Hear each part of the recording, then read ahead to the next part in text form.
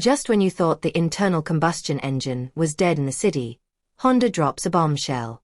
The legendary Honda Fit is now starting at just 66,800 RMB. That's right, for the price of a mid-range smartphone and a few years of coffee, you can own a brand new GK5 Spirit hatch. But here's the million-dollar question.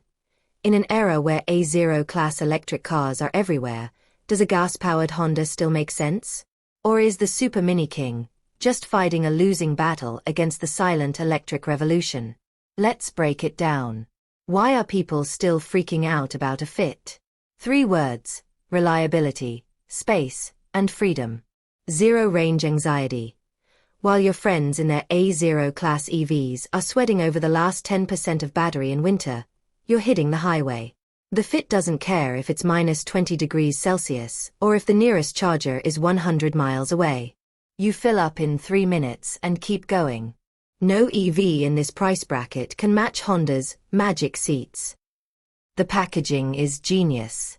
It feels bigger on the inside than it looks on the outside, perfect for grocery hauls or camping gear.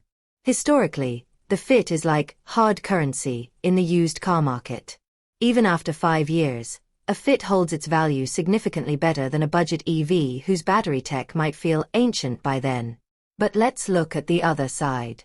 The A0-class EV market, like the BYD Seagull or Wuling Bingo, isn't giving up without a fight. Even with the Fit's new low price, the EVs have some massive advantages. Charging at home costs pennies compared to gas. If you commute 50 kilometers a day, the EV pays for itself in just a few years.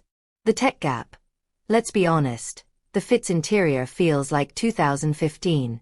Budget EVs today come with massive screens, voice commands, and smart features that make the Fit feel like a relic.